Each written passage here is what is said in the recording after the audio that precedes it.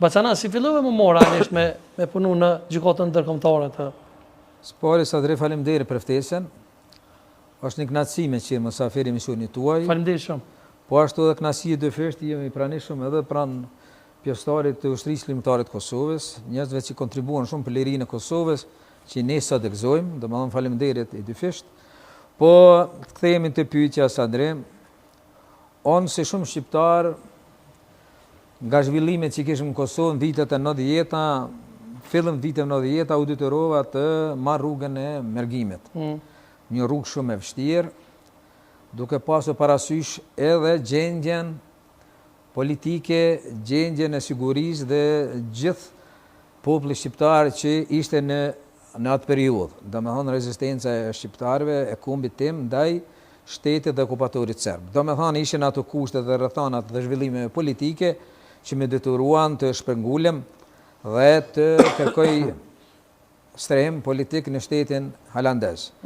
Unë këtu në Prishtinë, në Kosovë, i pata kryer studimet universitare, fakultetin ekonomik, dhe nuk i kisha përgjigjur për shtetit serb, edhe gjatë për shërbim ushtarak, por edhe isha aktivist edhe gjatë studimeve, edhe pas studimeve në kauzën kombëtare. Domethënë siguria ime ishte e tillë dhe në bashkë bisedim me shumë shok edhe patriota të tjerë, mosh dashur të lëshoj Kosovën. Kur shkova në shtetin holandez, unë fillova atje të integrohemi, se për me shkuar në vend huaj, dijen sakrificat, dijen sfidat, dijen vështërsitë, dijen rrethanat, mirë po edhe më vështirë ishte që Kosovën si e lam kur emigruam në shtetin holandez. Ajo më ka preokupuar shumë, gjendja familjes, gjendja Kosovës, gjendja kombit tim, rezistenca që kishte filluar në farë aspekti dhe u koncentrova në integrim në jetën holandeze,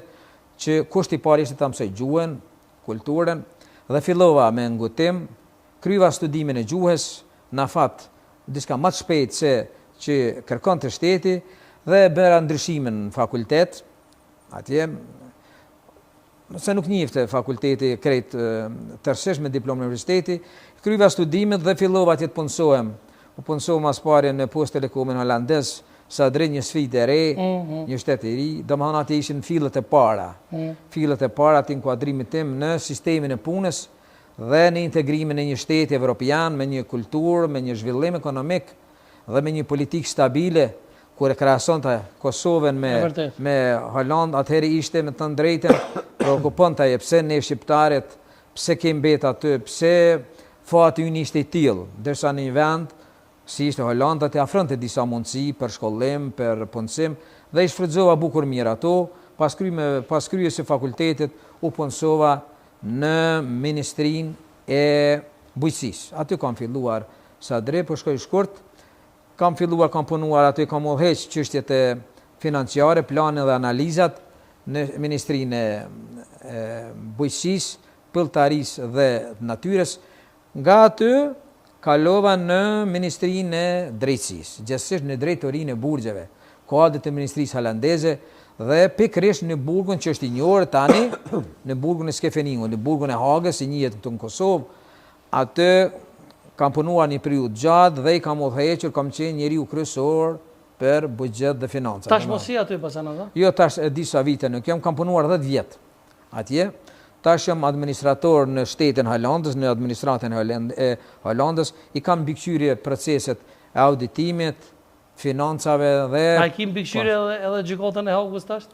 Po jo, po jem kontakt, apo kuptoj me njerëz, me të drejtën, unë kam punuar atje, kam kolegë që punojnë atje, mirë po domethënë edhe një çështja gjykata speciale, tani ka një jurisdiksion tjetër juridik, se sa që kishte ish tribunali për ish Jugosllavinë në atë kohë, kur kanë ardhur edhe djemë tanë të ushtrisë ligjtare të Kosovës, sidomos grupi i parë i ushtarëve ligjtar të Kosovës, por edhe grupi i dytë i Ramush Haradinaj me shok.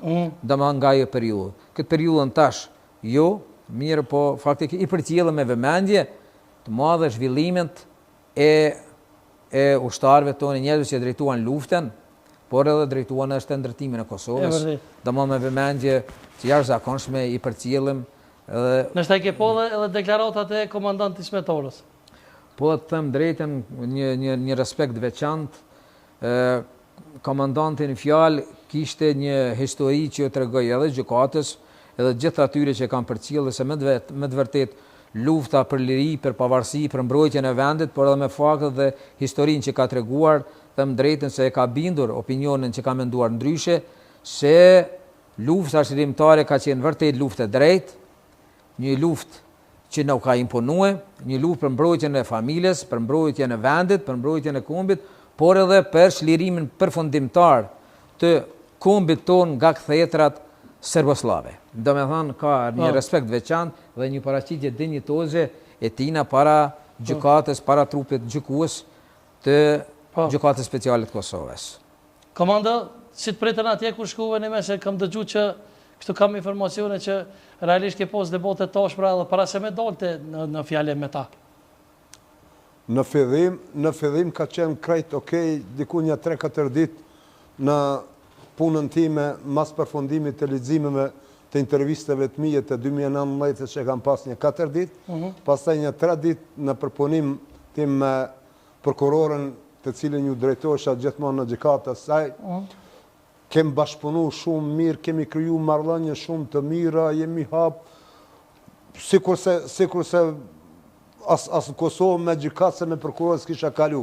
Sa i thojsha të dyjeve, thojsha ju jeni motret mije, se unë nuk kam motër, silleni si motër, si motret e mija, dhe ati Amerikanit që isha atje, që është ti e vllavi im Amerikan, se ju jeni partë që na keni ndihmu, Zoti ka caktu që ju me qenë me neve dhe mushteru Kosova, me bashko me krejt Evropë. Absolutisht. Edhe kem bashkë biseduar shumë shlirë, të gjithë ato s'kam pas kur far problemi.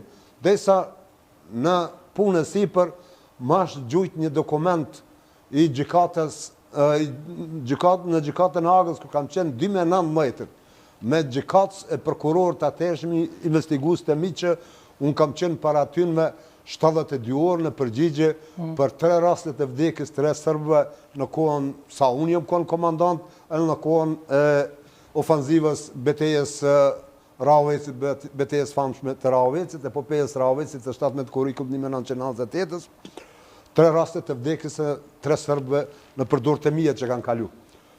Edhe kur më është paraqit dokumenti që ata kanë përshkru, Çka përshkruhet në dokument? Unë që nuk e besoj se ata kanë qenë qaq sinqert, qaq korrekt me mu, dhe të gjitha unë që i kam thënë për ato 72 orë, janë në kamerët incizume dhe CD-et unë i kam marrë prej aterit.